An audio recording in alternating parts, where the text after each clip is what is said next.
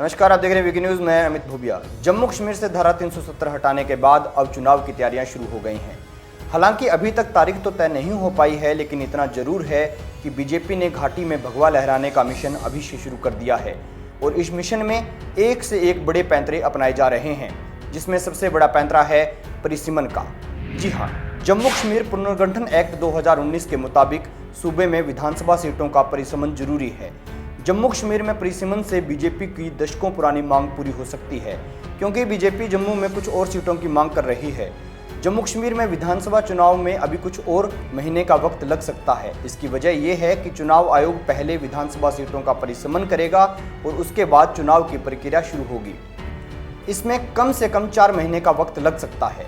जम्मू कश्मीर पुनर्गठन एक्ट 2019 के मुताबिक सूबे में विधानसभा सीटों का परिसीमन जरूरी है, लेकिन अब सवाल ये कि आखिर परिसीमन से बीजेपी को क्या फायदा मिलेगा और साथ ही घाटी में इससे क्या बदलाव होगा। तो आपको बता दें कि नए परिसीमन के तहत केंद्र शासित प्रदेश बनने वाले जम्मू में अब विधानसभा सीटों में एससी और एसटी को आरक्षण मिल सकेगा, जो बीजेपी के लिए एक अच्छा पेच साबित होगा। हालांकि अब तक सीटों का आंकड़ा 111 की बजाय 107 करने की योजना है। अब तक इसमें 24 सीटें पाक अधिकृत कश्मीर के लिए खाली रखी जाती थी और अब भी ये सीटें खाली छोड़ी जाएंगी। इनका सीधा मतलब ये है कि केंद्र शासित प्रदेश जम्मू कश्मीर के लिए 83 विधानसभा सीटों पर चुनाव होगा। खैर, चुनाव आयोग ने अभी औपचारिक तौर पर सीटों के परिसीमन को लेकर सरकार से कोई बातचीत नहीं की है। हालांकि सूत्रों का कहना है कि राज्य में मुख्य निर्वाचन आयुक्त जल्दी ही चुनाव आयोग से राज्य को लेकर पारित विधायकों और परिसीमन के प्रस्ताव की जानकारी साझा करेंगे। मानना तो ये भी जा रहा है कि केंद्र सरकार अक्टूबर-नवंबर में चुनाव कराने के पक्ष में नहीं है। जम्मू कश्मीर की सुरक्षा व्यवस्था को ध्यान में रखते हुए कुछ देरी हो सकती है। बता दें कि चुनाव आयोग ने जून में ऐलान किया था कि जम्मू कश्मीर में 15 अगस्त और अमरनाथ यात्रा के बाद ही चुनाव के बारे में बात की जा सकती है। हालांकि अब केंद्र सरकार ने जब धारा 370 को हटा दिया है और सूबे के पुनर्गठन का प्रस्ताव मंजूर हो गया है, तो फिर नए सिरे से पूरी प्रक्रिया शुरू की जाएगी।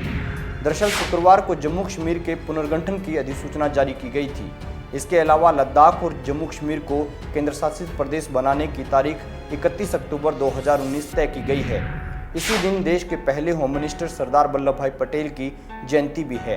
तो वहीं जम्मू कश्मीर में परिसीमन से बीजेपी की दशकों पुरानी मांग भी पूरी हो सकती है।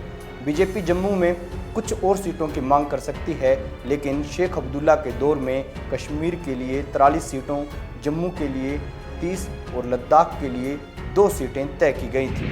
लेकिन अब धारा 370 हटने के बाद कश्मीर का पूरा नक्शा ही बदल जाएगा। जिस तरह से बीजेपी ने जम्मू कश्मीर में चुनाव के लिए अपना प्लान तैयार किया है, उस पर आपकी क्या राय है, कमेंट बॉक्स में ज़रूर बताएं। वीडियो अच्छा लगे तो लाइक करें, शेयर करें और खबरों से जुड़े रहने के लिए देखते रहिए वीके न्यूज़।